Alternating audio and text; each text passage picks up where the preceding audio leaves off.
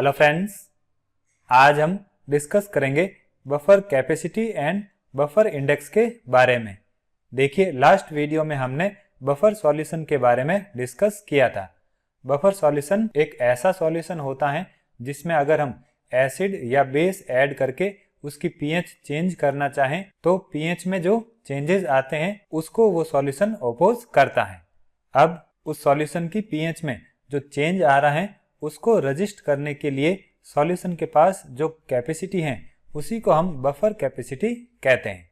अब वैन स्लाइक ने एक नई क्वांटिटी इंट्रोड्यूस की थी जिसको हम बफर इंडेक्स कहते हैं और इसको हम बीटा से रिप्रेजेंट करते हैं। अब देखिए, बफर इंडेक्स किसी भी बफर सॉल्यूशन की जो बफर कैपेसिटी है उसका क्वांटिटेटिव मेजरमेंट होता है। मींस बफर इंडेक्स की हेल्प से हम जो बफर सॉल्यूशन है उसकी बफर कैपेसिटी को मेजर कर सकते हैं और इसके लिए वैन स्लाइक ने ये फॉर्मूला दिया था। देखिए, यहाँ पर जो बीटा है वो बफर इंडेक्स हो जाएगी और यहाँ पर जो डीबी लिखा हुआ है वो बफर सॉल्यूशन में ऐड किए जाने वाले स्ट्रॉन्ग बेस में इंक्रीमेंट है। मींस हम स्ट्रॉन्ग बेस का कितना अमाउंट बफर सॉल्यूशन में ऐड कर रहे हैं और इस एडिशन से उस बफर सॉल्यूशन की पीएच में कितना चेंज आ रहा है। अब यहाँ पर जो डीबी है उसको हम moles per 1000 gram of solvent के फॉर्म में रिप्रेजेंट करेंगे।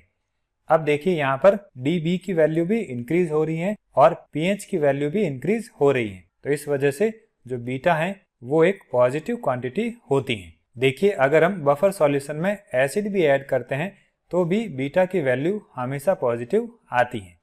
अब ये कैसे होता है, तो देखिए, जब हम स्ट्रॉन्ग एसिड का एडिशन करते हैं तो उसकी वैल्यू -dB होगी क्योंकि वहां पर बेस में नेगेटिव इंक्रीमेंट होगा।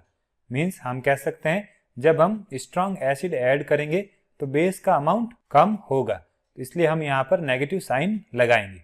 अब जैसे ही हम स्ट्रॉन्ग एसिड ऐड करते हैं तो पीएच की वैल्यू भी कम होती है, तो इसलिए हम यहाँ पर भी नेगेटिव साइन लगाएंगे। तो नेगेटिव साइन है तो इस वजह से यहाँ पर बीटा की जो वैल्यू है वो हमेशा पॉजिटिव आएगी।